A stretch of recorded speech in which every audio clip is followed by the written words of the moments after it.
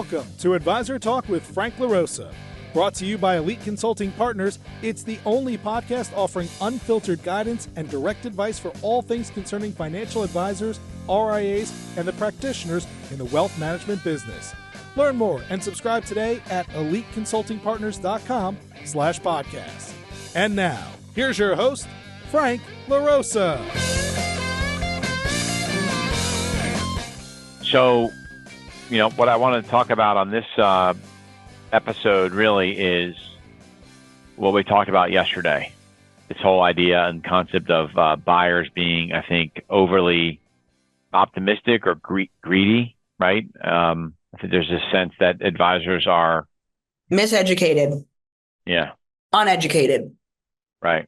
Well, sellers, right? Buyers, right? The buyers know the market, the sellers don't. Exactly. Buyers know the market. You think that buyer mindset has changed at all? I think sellers are the ones that are the most, just get me 10x.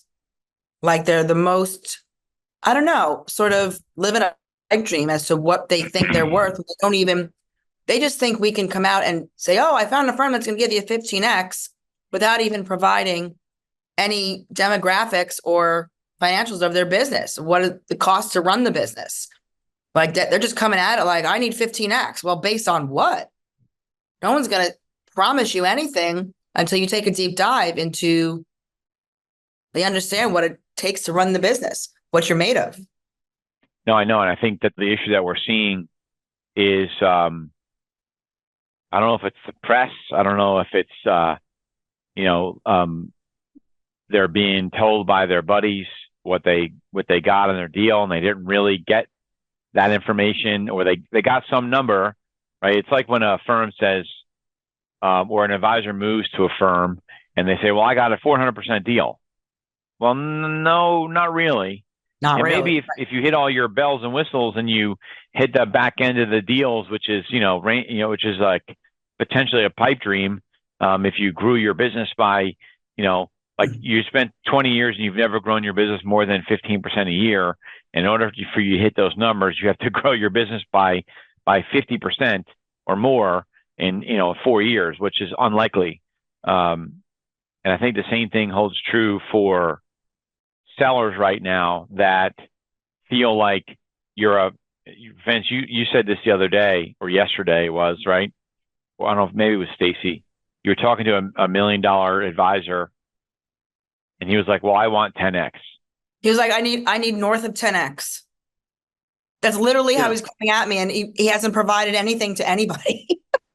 10x of what, right? Like, I wrote down some bullets. I don't know if it'll be helpful, right? But your age and the age of your colleagues matter. So that's kind of like one thing to mention, right? Obviously, the average age of the clients matters. Concentrated positions and managing assets differently, i.e. not having models, are huge factors in someone taking over your book. Like and what they're willing. The father-son team.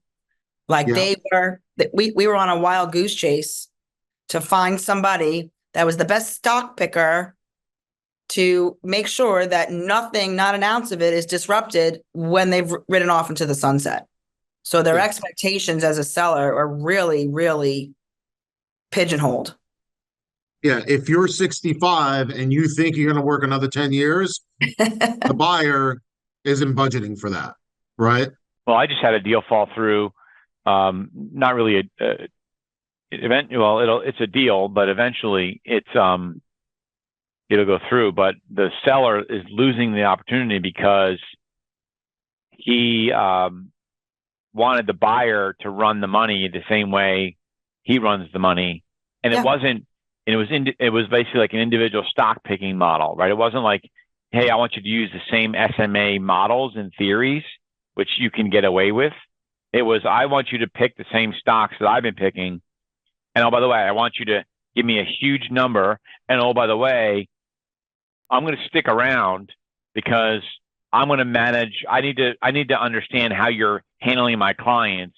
So basically, I'm going to have some control still. I want you to pay me full dollar, right? but I'm not going to release all the control. And I think in that deal blow up. So what, Vince, what else are you said you had a couple other points. I think there's no perfect deal, but there's perfect deals, right? So being more open to what's out there. Making a move is better than not making a move. You solve contingency, you monetize, you free up your time, and waiting doesn't solve anything. And I think the other thing too, like I envision this as being more of a consultative, like we've got to consult you on your next move. And really, a lot of sellers are hung up on money, and money doesn't solve everything, especially if the firm drives you absolutely crazy. And there's no, I know. I've tried to tell that to guys too, like guys, general terms. Like you can go to a firm that's going to give you a lot of money, but if it's not the right fit and culture and accomplishes what you want to get accomplished, it can actually cost you more money than maybe taking a lower deal with the better fit, right? And we've seen this with firms that sell to PE firms, right? Because they sell because it's a higher number, but they ultimately ends up costing the firm more in the long run because it changes the culture of the firm. And it changes some of the reason why advisors were going to the firm in the first place. Yeah. So it's just been a frustrating thing, which is why I wanted to just, have this quick call. The message here to advisors, obviously, if you're listening, you can hear our frustration because we get on these calls and we want to help advisors that want to sell. And we probably have more with our M&A firm, we probably have more sellers than we've had in a long time, meaning the number of sellers relative to the buyers is going up. There's always going to be more buyers, way more buyers than sellers. But the number of sellers we're seeing gone up exponentially. The challenge is some of those sellers have been misguided in what they should be getting for their practice. And by the way, how they should be getting, the money for their practice. Stacey, were you talking to me about a deal with an advisor that wanted to sell his business for some high multiple? Oh, like a 10x multiple, right? And then on top of that, he wanted that all in cash. And then he wanted another 2x in stock. So it's like a 12x deal. And it's not even a multi-billion dollar team.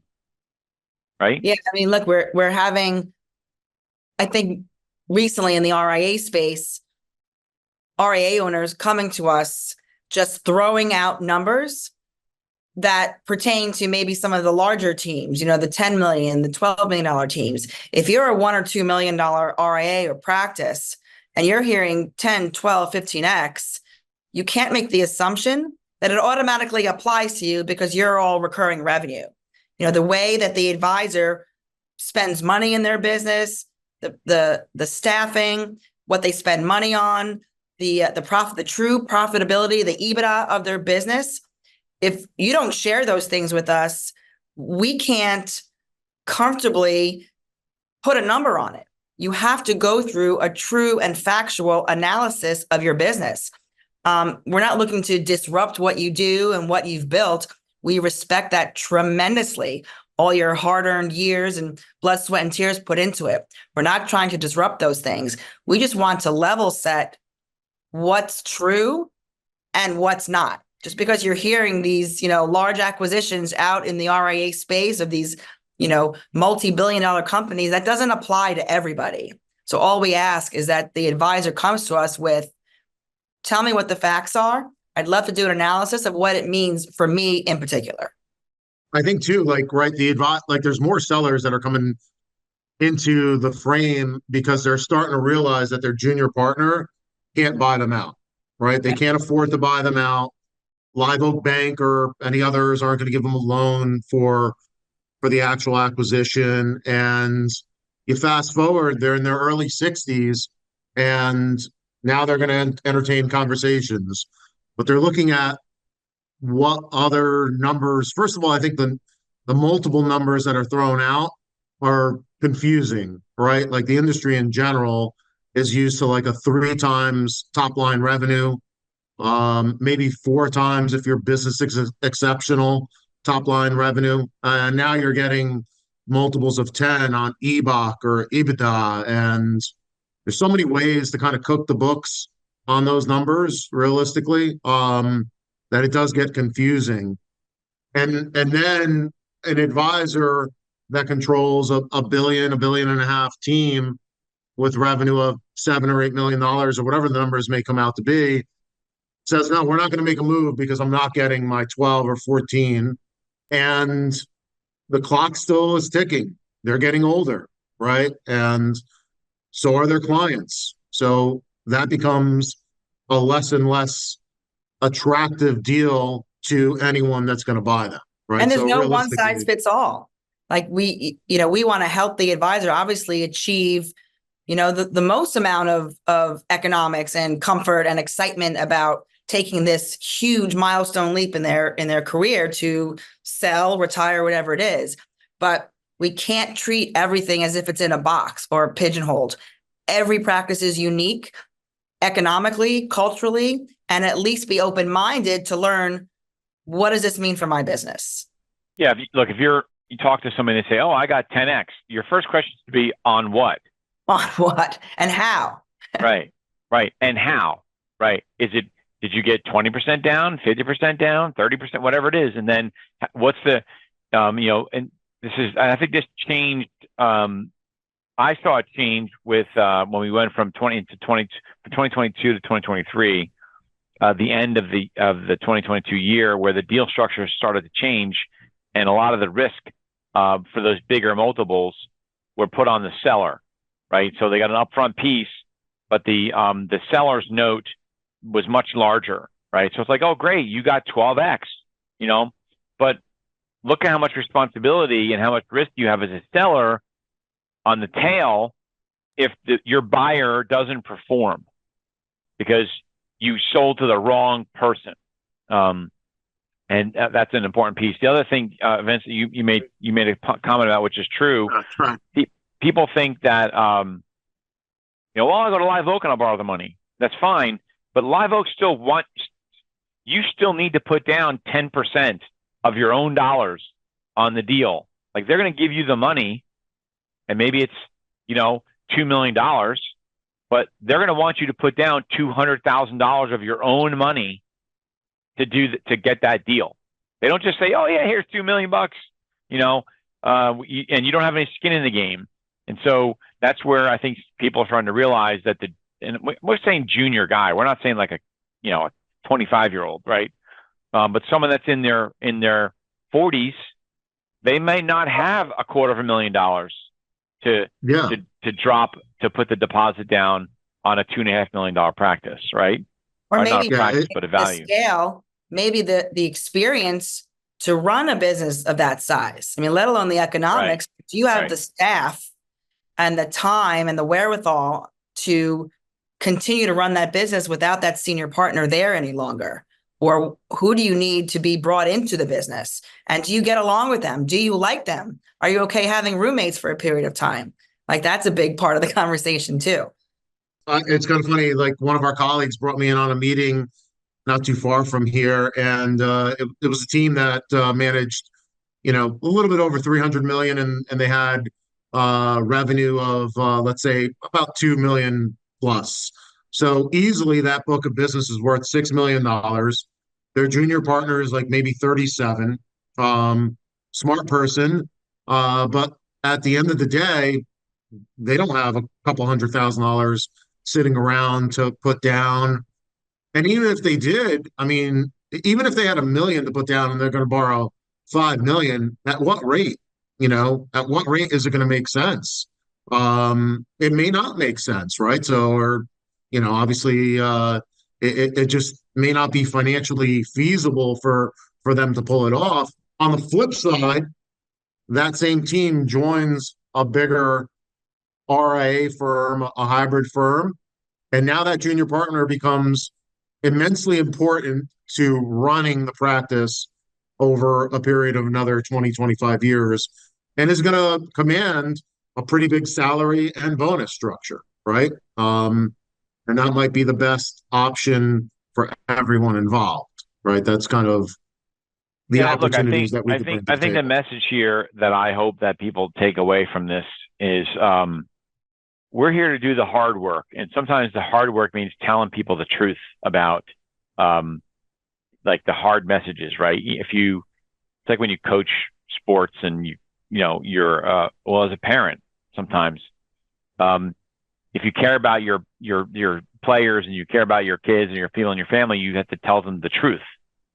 And sometimes people don't like to hear the truth, but if you care about them, you'll tell them the truth. And I think that's where we come in, and that's where I wish, candidly, I wish more firms that are in our space would do that, and not just say, "Oh, I can get you 12x or 15x," so that they work with them, right? Go with, they should be looking at a firm that's going to care about what their end game is, and we'll work to get them the best deal possible. Like we do that, right? That's our goal. That's our job. We love doing that.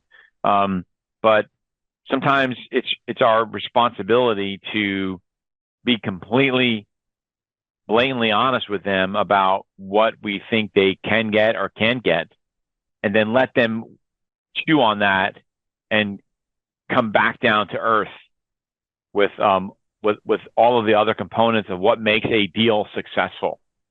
At least, Frank, let us identify 3 or 4 options and compare the pro formas or the analysis side by side. So you're not going to have one at 3x and one at 20x. They're probably all going to fall, what do we say, within the foot of the hole, give or take. And let's compare and contrast what those look like so you know where you fall versus make some demand that doesn't even come close to where you exist. So Our job, I mean, we could easily put you in front of 3 or 4 firms that are qualified. They have the money to buy. They have the money to offer you, and let's see what they think you're worth, right? Your friend that maybe never made a move thinks you're worth 12x. But these firms that buy firms like yours and bigger are telling you exactly what you're worth. And if you think that you're going to wait a year or two and you're going to get more, you're wrong. You got older, the clients got older, and if anything, you're going to get less. And I think, Frank, that's the point where we may seem like the bad guy because we're telling them something they don't want to hear, but in reality, that's the consulting part of our job. Right. Well, this was a little bit of a different podcast because I wanted to just get into the conversation because we were what we should have done yesterday during the meeting when we were having this conversation is that I should have just started recording our conversation. That was yesterday. really raw. Right. And so, but this is the point. This is maybe a little bit of a frustration coming out from us in that these expectations are in the stratosphere of verging on stupidity. It is what it is. It's education. It's still education. Right. Well, we're educating. Right. And I think that you can, if you're someone out there and you're thinking about selling your firm, you can really do yourself some harm if you're not educated and understand what the band of sort of pricing might be on your specific practice, right? You might have an all recurring based business, right? But 60% of your recurring fees are mutual fund trails. That is not the same as advisory revenue. And so someone that doesn't understand that is just selling the idea of getting you to move so they can get a commission, and they're not digging deep into what does your practice actually look like, is going to waste your time. And that's what we're trying to, and we're saying this, it's a little bit self-serving for me at least, because we don't want to waste anybody's time. We don't want to waste our time by having someone come to us that's talked to some other organization who gave them and fed them unrealistic expectations of what their practice is really worth. Look, it's our job to, like I say, it's our job to educate them. This is part of this. I hope they're listening to this, and it's a little bit more direct and a little bit more raw because it's frustrating to hear what's out there. And these people, $1 million if you're $1 million producer and you have $150 million in assets, you're not getting 10x. Like, or maybe you are, but the 80% of that 10x is all sellers. You're holding the note for the performance of your practice, and you're going to have to go like this, and you're still going to have to work and all this other stuff. You're going to have to ask why. I think Right.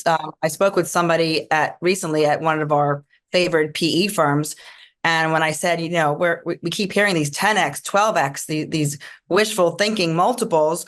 And the word that they use was, it just sounds so undisciplined.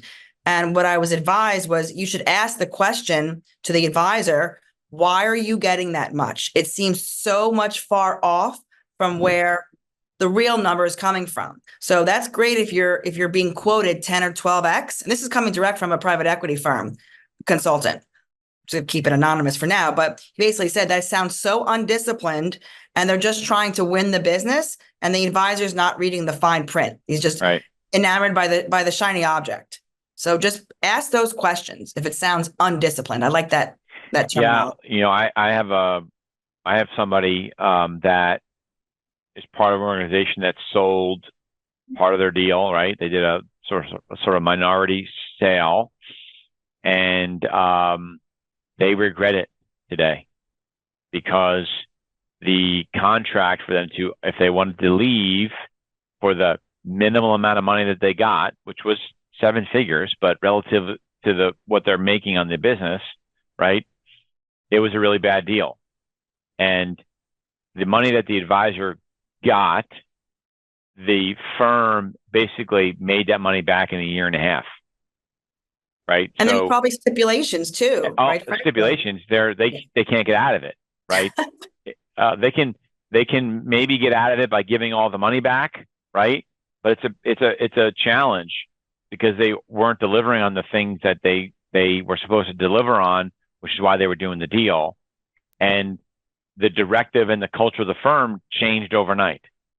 Look, I've been approached on occasion by some firms, and I generally say no, because if you do the math, all they're doing is giving you your money up front, right? That's all these firms are doing. They're just giving you, and it's just a matter of whether they're giving you 3 years, 4 years, 5 years, or 7 years of your current cash flow up front. So do you need the money right now? Right? If you don't, if it's not going to be life-changing dollars, then I tell people I wouldn't do it. Like, is it good to have $1 million? Someone's going to give you a couple $1 million. Great. But if your practice is a multi-million-dollar business and you're generating, a lot of money, maybe not $1 million a year, but you're generating $400,000, $500,000, $600,000 a year, right? So you turn down $2 million or $3 million, you'd have made that up in 3 or 4 years anyway, and you lose control of your business. And especially if it's growing. Especially if it's growing. So if you're in your if you're in your 70s or late 60s, early 70s, that conversation gets different, right? But if you're in your late 50s, early 60s, I don't think people understand that, which is what one of the things I love about the business that we're in, and I don't mean the recruiting and consulting business, I mean the financial services industry. If you're a real practitioner and you've built a really good business with good partners, junior partners, and support staff and all that other stuff, right? Why do you need to retire? Right? Like, okay, you're going to get a little bit of extra money, but if you have a great business, your cash flow is, the firms are buying your practice because they want the cash flow. So you've already built what they want. Why are you going to give it to them for not a lot of money, relatively speaking, right? You build a good model, just figure out how to, I tell this to my wife, about me retiring. I don't know if I'll ever retire. I just want to work differently, right? Like, I love what I do. I love helping advisors. I think what we do is admirable because we help change the lives of financial advisors, right? Okay, well, I can do that when I'm 70 years old, right? I can do that when I'm at the top of a mountain hunting elk in Utah, as long as I have signal, right? Right? I was in Idaho with my friend Brian, and we were in Idaho. We were up on a mountain. We were really high, and I had a Garmin, so I was able to, satellite text, right? And I was just communicating with JC, our chief of staff, about some things, going back and forth, and because we were just sitting waiting. And I turned to Brian, and I said, dude, do you see this right in here? Like, I went like this, right? I said, this is what my retirement looks like. I'm hunting. I'm outside. and I have the business. It's working. It's operating. I have a great team like you guys, and I'm making money, and we're helping advisors. Why would I want to stop doing that? And I think that if you're a financial advisor, you have to think about that, right? Don't just retire because you hear it's 10 or 12x. Oh, I have to do it, right? I have to do it now for 12.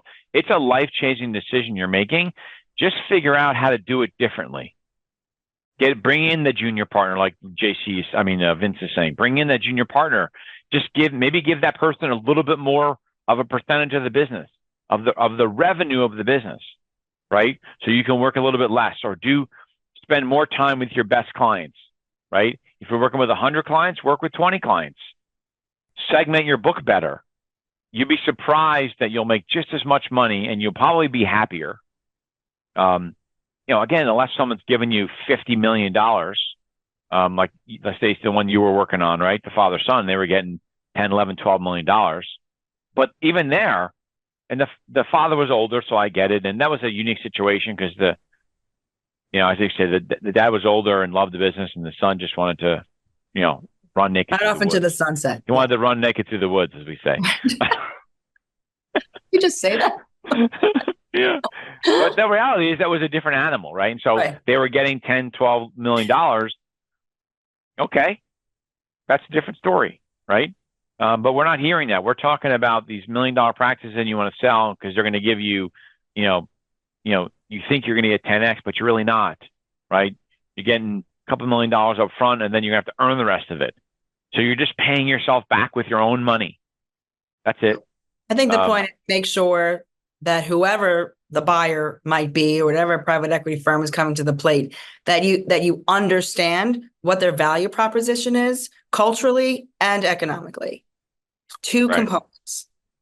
Right. And does that align with what you're ultimately really trying to get? Really being truthful with yourself on what you're trying to get accomplished. So anyway, that's it. I hope that helps. I know there was no real introduction on this one because it was sort of, let's just get into it and have this conversation and get it off our chest. But